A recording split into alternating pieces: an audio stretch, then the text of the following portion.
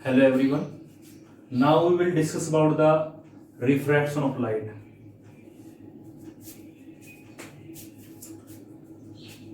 देखो बच्चों ध्यान से,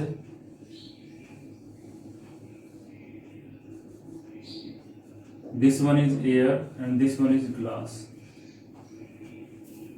अब मैं यहाँ पे बात कर रहा हूँ रिफ्रैक्शन ऑफ लाइट की बात कर रहा हूँ। तो यहाँ पे बच्चों आपको ध्यान रखना है, जब भी मैं अगर इसके बारे में बात करता हूँ, रिफ्रैक्शन ऑफ लाइट के बारे में बात करता हूँ, तो यहाँ पे दो मीडियम होंगे और मीडियम कैसे होंगे? ट्रांसपेरेंट। कैसे मीडियम होंगे? ट्रांसपेरेंट।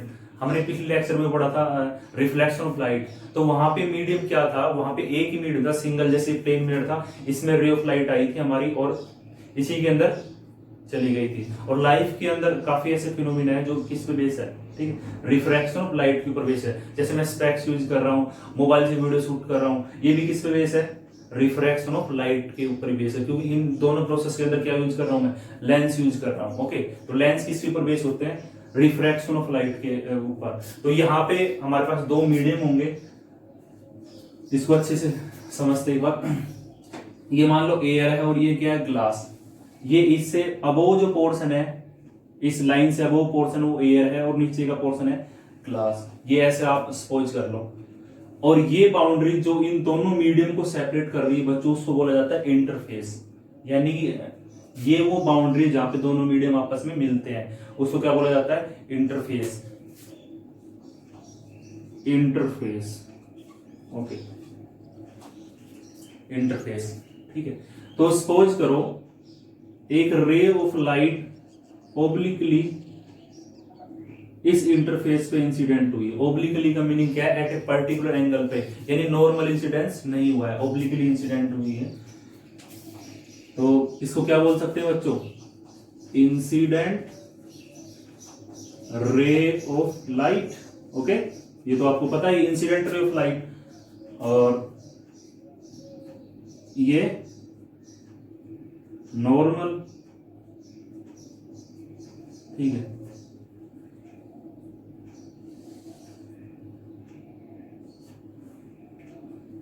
ये एंगल ऑफ इंसिडेंस आपको पता है, इंसिडेंट रे नॉर्मल के साथ जो एंगल बनाती है उसको एंगल ऑफ इंसिडेंस।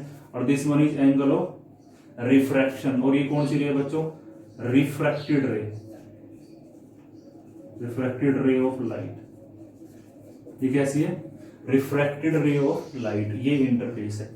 तो ऐसा देखा गया कि आपको पता है कि लाइट की स्पीड है ना, लाइट की स्पीड एयर के अंदर जो होती है 3 इंटू 10⁸ मीटर पर सेकेंड होती है। ये सभी को पता है, 3 इंटू 10⁸ मीटर पर सेकेंड। और ग्लास के अंदर जो होती है 2 इंटू 10⁸ मीटर पर सेकेंड। ये देखा गया इतनी स्पीड होती है। तो आपने देखा कि ये रे of light I, particular angle पे इंसिडेंट हुई। थोड़ी सी आपने देखा हो, आप ऐसे जाने जैसी स्टेट, अगर ये ग्लास नहीं होता, लेकिन ये दूसरा मीडियम है यहाँ पे, तो ये थोड़ी सी बैंड होगी। और बैंड किस साइड होगी? Towards normal. Towards normal. देख लो आप खुद, थोड़ी सी नॉर्मल की तरफ बैंड होगी। ठीक है, तो ये इस रे ऑफ लाइट के अंदर बैंड क्यों आया, ये भी हम चेकआउट करेंगे। तो अगर आपसे कोई पूछता है what is the refraction of light, तो उसको आप क्या बताओगे? The bending of light.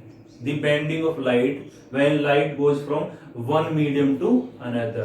और यह बोल सकते हो the bending of light when light passes from one medium to another is known as refraction of light। उसको क्या बोला जाएगा?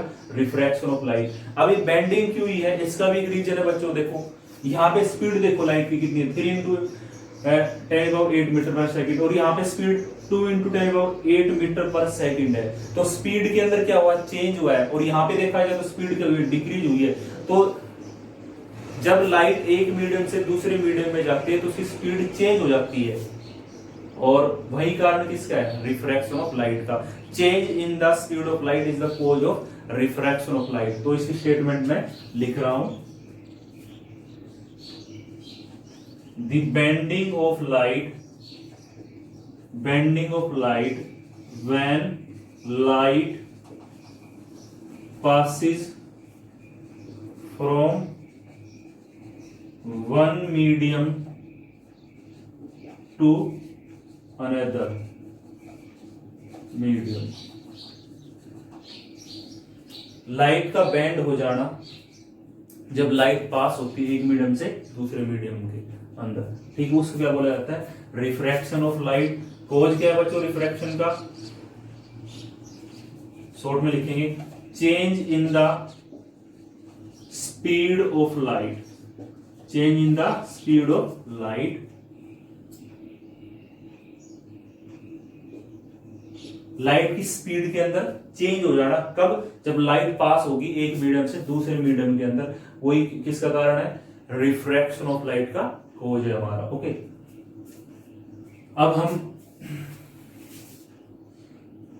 अब जो डिस्कस कर रहे हैं वो कर रहे हैं laws of refraction, laws of refraction. तो फर्स्ट लॉ क्या है बच्चों, इंसिडेंट रे, शॉर्ट फॉर्म में लिख रहा हूं मैं, आई आर का मतलब है इंसिडेंट रे, एग्जाम में आपको कंप्लीट लिखना है, incident ray, normal and refracted ray, are are, refracted ray will lie in the same plane, will lie in the same plane। Incident ray, normal and कौन से रे बच्चों, refracted ray will lie in the same plane. Okay, ये आपको ध्यान रखना है। First law देखो, ये तीनों इंसिडेंट रे, नॉर्मल और कौन सी है, रिफ्रैक्टेड रे सेम प्लेन में लाई कर रही है, यानी अगर मैं, ठीक है, इस टाइम की बात करता हूं, ये कहां पे लाई कर रहे हैं, lies in the plane of board, board के प्लेन में लाई कर रही है, इसी में आई, इसी में नॉर्मल, इसी में, यानी ये रे ऑफ लाइट अगर ऐसे आई है, प्लेन ऑफ बोर्ड में ऐसे आई है, तो ये ऐसे नहीं जाएगी, ये इसी प्लेन के अंदर गई, ऐसे आई है तो ऐसे हो गई, ठीक है। यानी अगर मैं मानता हूं ये एक्स वाई एक्सिस और ये एक्स एक्सिस है, तो प्लेन कौन सा हो गया, एक्स वाई प्लेन, यानी ये तीनों नॉर्मल, इंसिडेंट और कौन सी, रिफ्रैक्टेड, ये तीनों किस में लाई कर रही है, सेम प्लेन में लाई कर रही है। सेम प्लेन कौन सा, अभी मैंने बताया एक्स वाई प्लेन में लाई कर रही है, या प्लेन ऑफ पेपर, पेपर बना हुआ है, प्लेन ऑफ बोर्ड। ओके, तो first law is clear. Okay, अब बात करते हैं सेकंड लॉ की।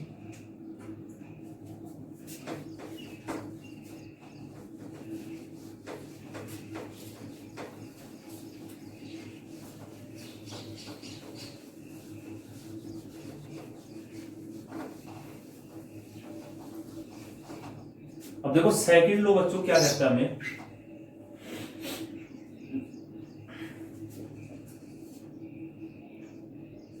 The ratio of sine of angle of incidence to sine of angle of refraction for a particular medium is constant।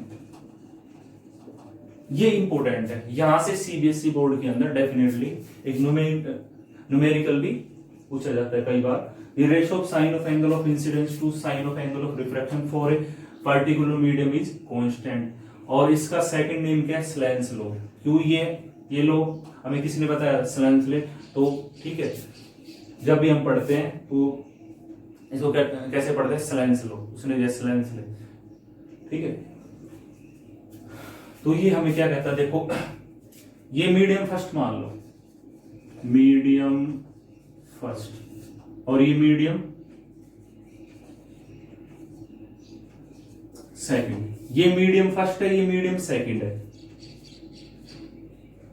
तो ऐसा देख, अब मान लो इस मीडियम का रिफ्रैक्टिव इंडेक्स है n1 और इसका कितना है n2। इसका रिफ्रैक्टिव इंडेक्स कितना है n1 और इसका कितना है n2। एनसीईआरटी में जो सिंबल ले रखा है इसका रिफ्रैक्टिव इंडेक्स है, वही हमने कंसीडर किया है। तो क्या कहता है कि n1 पहले मीडियम का, और इंसिडेंस एंगल कितना आई, साइन के टर्म में लेना है, sine i is equal to what, अब दूसरे मीडियम का n2 साइन आर, पहले मीडियम का इनटू में इसका एंगल, दूसरे मीडियम इनटू में इसका एंगल। तो ये एक आसान तरीका है इसको लिखने का। आपको कभी भी अगर स्लेन्स का लिखना है तो ऐसे लिखना है, साइन आई अपॉन में साइन आर N2/N1, यहां से आ जाएगा। ठीक है, इसको मैं ऐसे भी लिख सकता हूं N21। अब इसको आपको रीड आउट कैसे करना है, इसको ऐसे रीड आउट करना है, refractive index of medium second with respect to 1। और बच्चों इसका दूसरा नाम क्या है, स्लेन्स लॉ। स्लेन्स लॉ भी बोलते हैं इसको, इसको मत भूल जाना। एग्जाम में अगर ऐसे आता है व्हाट इज स्लेन्स लॉ, तो यही करना आपको, सेकंड लॉ रिफ्रैक्शन। ओके, ये हमारा स्लेन्स लॉ था। अब ये कंसेप्ट क्या होता है, रिफ्रैक्टिव इंडेक्स का क्या कंसेप्ट है, ये भी हम डिस्कस करेंगे आफ्टर दिस। देखो थोड़ा सा आपको मैं पहले बता देता हूं, ठीक है। अगर हम बात करते हैं रिफ्रैक्टिव इंडेक्स की, किसकी बात करते हैं, रिफ्रैक्टिव इंडेक्स की अगर बात करें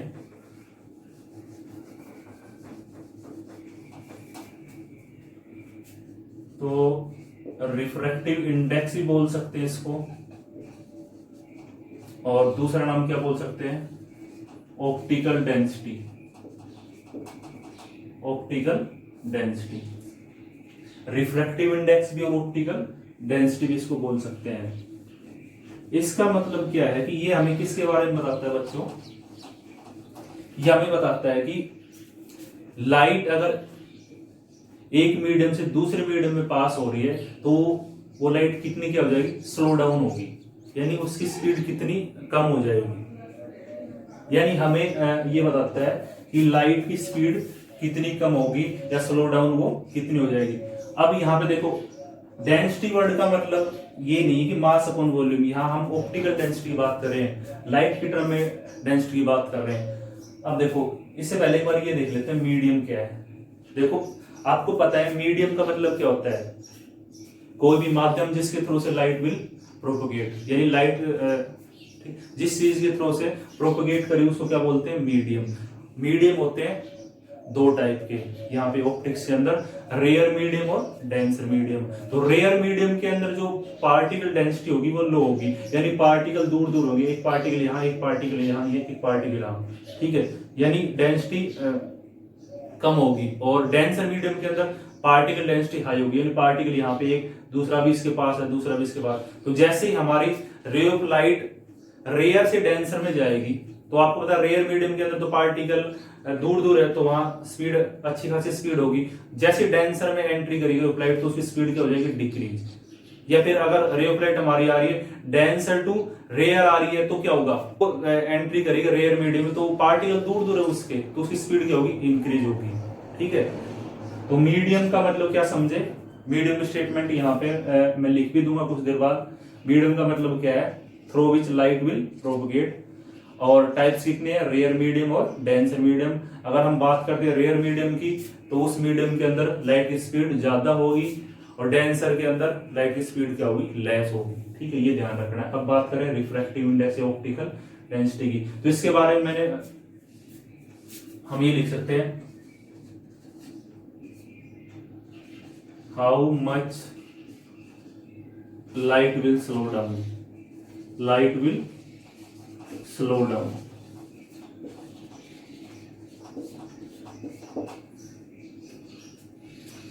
how much light will slow down, यानी कितनी, how much speed of light, speed बोल सकते हैं, how much speed of light will slow down. इस स्टेटमेंट में लिखवा देंगे, यानी लाइट अगर एक मीडियम से दूसरे मीडियम में जा रही है तो उसकी स्पीड के अंदर कुछ चेंजमेंट होगा, तो वो कितनी स्लो होगी और कितनी फास्ट होगी, उसके बारे में कौन बताता है, रिफ्रैक्टिव इंडेक्स या ऑप्टिकल डेंसिटी। इसके टर्म में बात करते हैं, ये क्या होता है, it is the ratio of speed of light, speed of light in vacuum to speed of light in a medium, यानी speed of light in vacuum to speed of light in medium. इस बात का क्या मतलब है,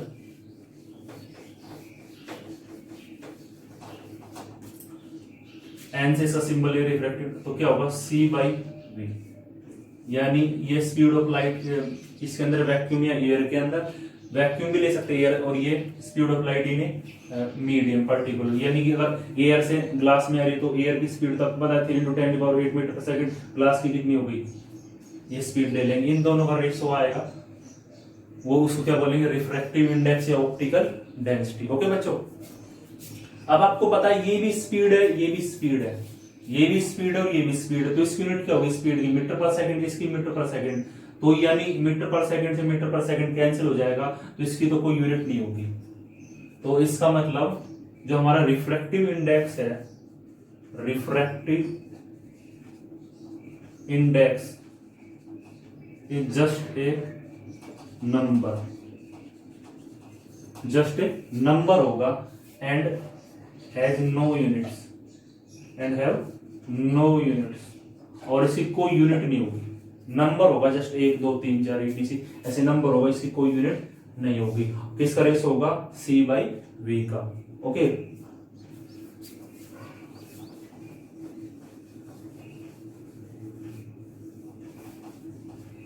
ठीक है, तो ये था इसके बारे में, रिफ्रैक्टिव इंडेक्स के बारे में। एक बात और बता देता हूं, अगर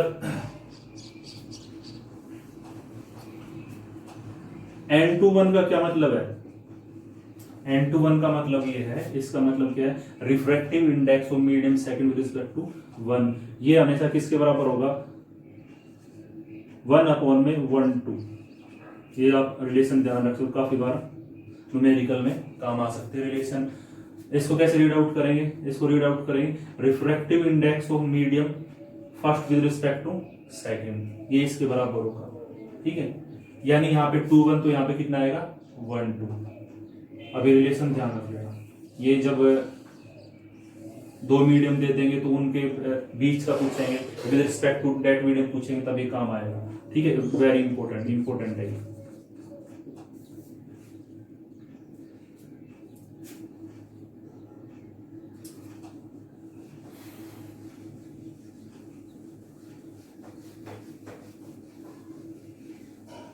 अब यहां से 3 केस बच्चों के होते हैं, अराइज होते हैं 3 केस।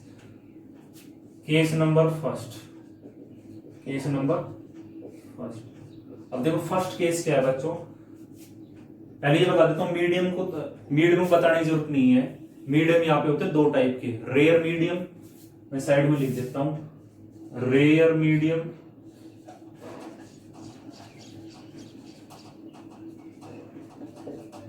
क्या होगी, speed of light more, speed of light क्या होगी, ज्यादा होगी, और डेंसर के अंदर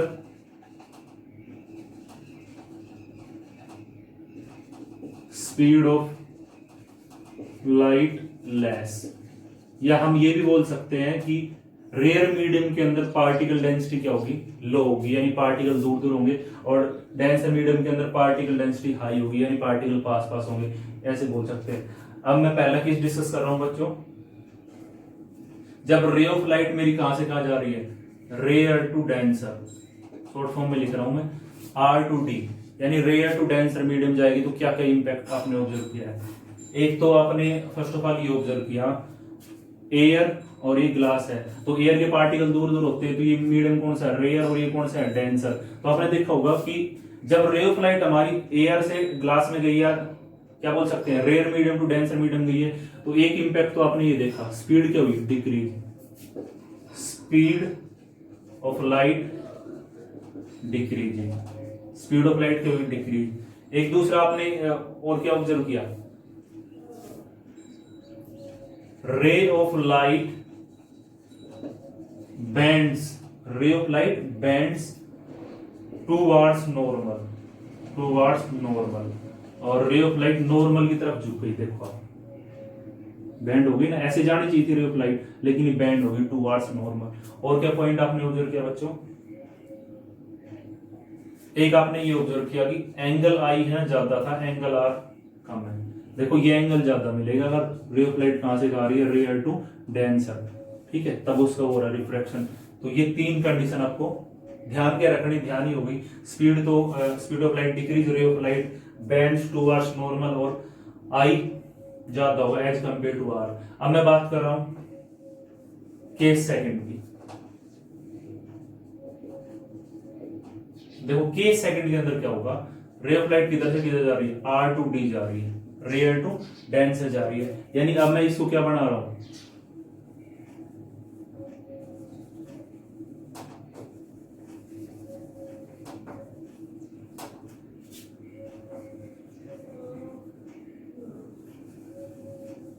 यानी अब ये मेरे लिए है ग्लास या वाटर। देखो ग्लास, वाटर, केरोसिन, ये किसके टाइप है, डेंसर मीडियम के टाइप है। ग्लास और ये एयर लगा लो। अब रे ऑफ लाइट किधर से किधर जा रही है, सेकंड केस के अंदर मैंने बोला था ना D to R, D to R, यानी डेंसर से, ये डेंसर मीडियम है ग्लास, और ये रेयर मीडियम यहां से यहां जा रही है। तो क्या इंपैक्ट होगा, ऐसे ओब्लिकली हमने इंसिडेंट कर दी, तो रे ऑफ लाइट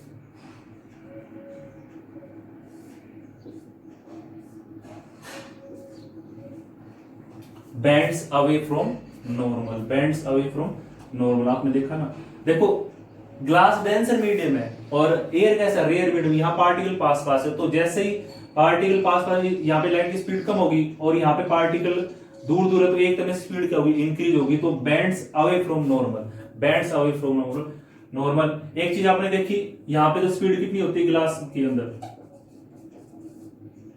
और एयर के अंदर, अभी बताया था कुछ देर पहले, तो स्पीड क्या होगी यहाँ पे, इंक्रीज। तो पहले केस में क्या लिख देंगे, स्पीड ऑफ लाइट क्या होगी, इंक्रीज, रे of light bands away from normal, away from normal. और तीसरा एंगल आई क्या होगा, स्मॉल होगा, किससे, आर से। आर ज्यादा बढ़ेगा अगर रे ऑफ लाइट का हमारे जो कहां से आ रही है, डेंसर टू रेयर, तो r will be higher as compared to i. Case number third, अगर नॉर्मल इंसिडेंस होता है तो बच्चों क्या होगा, नॉर्मल इंसिडेंस के अंदर, इसको थोड़ा ध्यान से देखना, इतना ध्यान देने की जरूरत नहीं, इजीली समझ में आएगा। Case third, normal incidence, normal incidence, रे ऑफ लाइट का नॉर्मल, यानी ये इंटरफेस है, दो मीडियम को सेपरेट कर रहा है। यहां मान लो एयर है और यहाँ क्या है, ग्लास है। तो रे ऑफ लाइट नॉर्मल इंसिडेंट हुई है, तो नॉर्मल इंसिडेंट हुई तो बच्चों there will be no bending, कोई बेंडिंग होगी नहीं होगी लाइट की। नॉर्मली अगर इंसिडेंट हुई तो नो बेंडिंग। तो मैं यहां पे लिख देता हूं, क्या केस बनेंगे, point, no bending of light, no bending of light, light की कोई बेंडिंग नहीं होगी।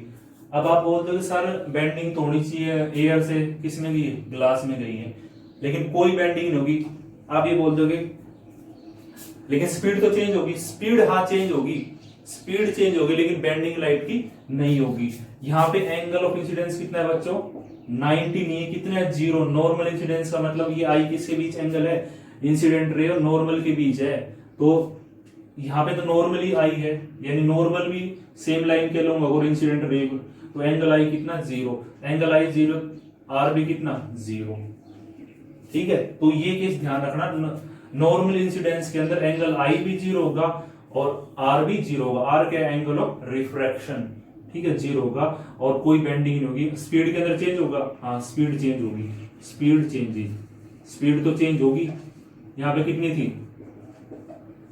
8 मीटर पर सेकंड, यहाँ पे कितनी, स्पीड तो चेंज होगी डेफिनेटली, लेकिन लाइट की बेंडिंग नहीं होगी, normal. Now we will discuss about the refraction through glass slab. Okay, अब हम क्या डिस्कस करेंगे बच्चों, अपने पास एक क्या है, ग्लास स्लैब है, ABCD उसका नाम है। अब आपको पता है ये ग्लास की बनेगी और यहाँ पे एयर प्रेजेंट होगी, इसके आउटसाइड तो एयर ही प्रेजेंट है। तो यहाँ का मीडियम कैसा है, रेयर मीडियम, और अंदर का मीडियम कैसा है, डेंसर मीडियम।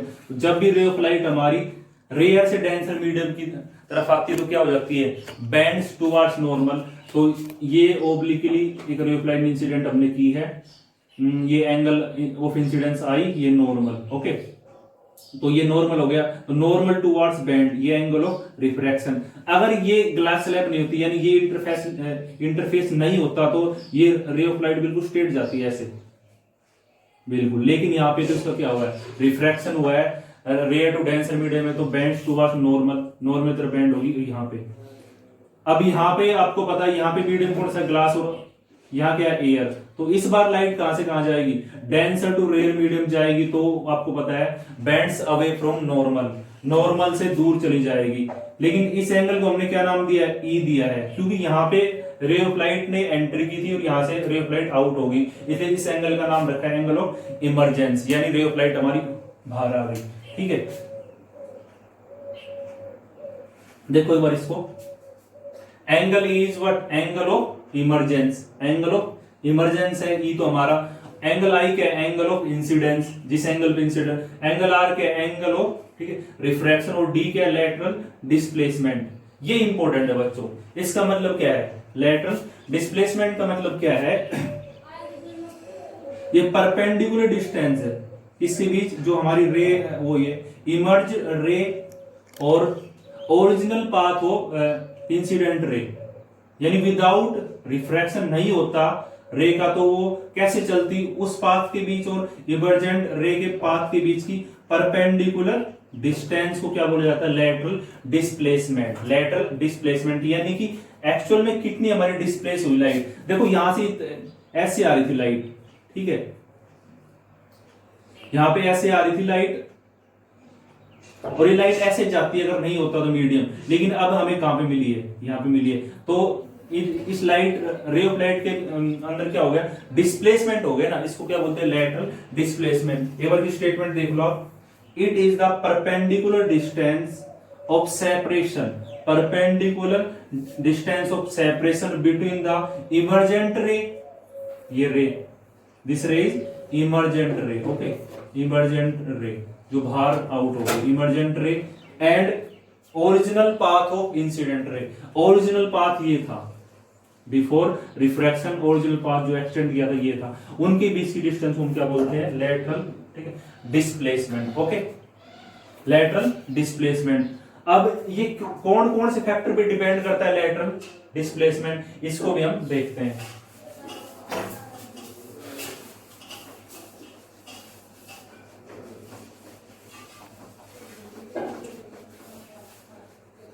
और बच्चों एक बात और ध्यान रखना, आप यहां से ये जो रे है इमर्जेंट रे और ये ओरिजिनल पाथ वाली रे आपस में पैरेलल है, देखो आप ध्यान से,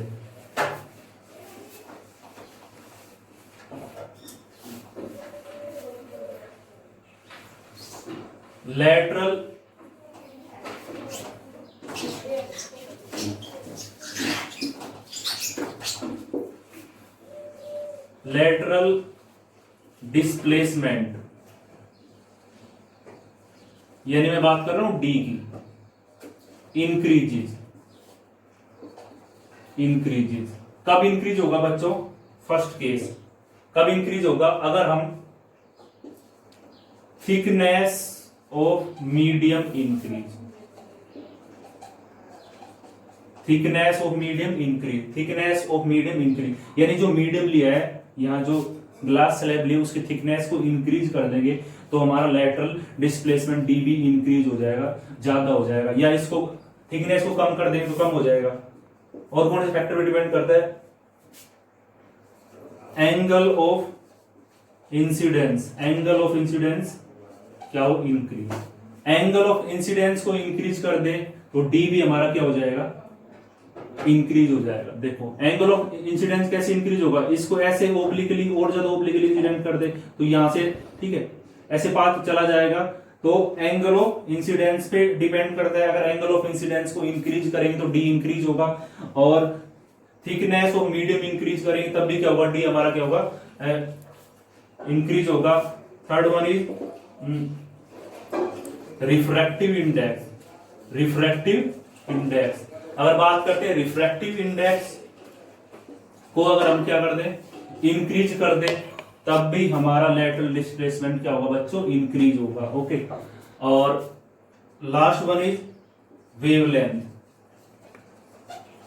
wavelength of light, wavelength of light अगर क्या कर दे, डिक्रीज कर दे, तो डी क्या होगा, इंक्रीज होगा। तो आपको साफ साफ दिख रहा है कि डी हमारे कौन कौन से फैक्टर पे डिपेंड कर रहा है। थिकनेस ऑफ मीडियम, मीडियम की थिकनेस ज्यादा है कम है, एंगल ऑफ इंसिडेंस पे डिपेंड कर रहा है, और किस पे कर रहा है, रिफ्रैक्टिव इंडेक्स पे मीडियम का, वेवलेंथ ऑफ लाइट पे। अगर थिकनेस को इंक्रीज करूंगा तो डी भी इंक्रीज होगा, एंगल ऑफ इंसिडेंस को इंक्रीज करूंगा तब भी डी इंक्रीज होगा, म्यू को इंक्रीज करूंगा या क्या बोल सकते हैं रिफ्रैक्टिव इंडेक्स को इंक्रीज करूंगा तब भी, और वेवलेंथ को डिक्रीज करूंगा तो तब ये क्या होगा, इंक्रीज होगा। अगर मैं बात करता हूं, आपको पता है नेचुरल जो पैटर्न होता है वही होता है विद ग्योर, विद ग्योर, ठीक है। ये हमें जो दिखाई देता है वो पोर्शन है विजिबल पोर्शन, पोर्शन यानी ये बोल सकते हैं विजिबल रीजन की जो लाइट है वो ये है विद ग्योर। अब आपको पता है वोयलेट कलर की वेवलेंथ है ना, मैं बात कर रहा हूं वोयलेट कलर की, वोयलेट कलर की वेवलेंथ मिनिमम होती है, क्या होती है, मिनिमम होती है। वोयलेट कलर की वेवलेंथ अगर मिनिमम है तो उसका लेटरल डिस्प्लेसमेंट क्या होगा, मैक्सिमम। तो ये बात ध्यान रखना, वोयलेट कलर के लिए लेटरल डिस्प्लेसमेंट हमारा क्या होगा, मैक्सिमम होगा, क्योंकि इसकी वेवलेंथ क्या है, मिनिमम है। अगर बात करता हूं रेड कलर की, आपको पता है इसकी वेवलेंथ क्या है, मैक्सिमम है। वेवलेंथ क्या है रेड कलर की, मैक्सिमम है, और ये मैक्सिमम है तो ये मिनिमम, तो इसके लिए डिस्प्लेसमेंट, लेटरल डिस्प्लेसमेंट क्या होगा, मिनिमम होगा डी की वैल्यू। तो एक बात ध्यान रखना, for R D is minimum, for V violet colour D is maximum, यानी सबसे ज्यादा जो कलर डेविएट होगा वो कौन सा होगा, वोयलेट कलर हमारा डेविएट होगा। ओके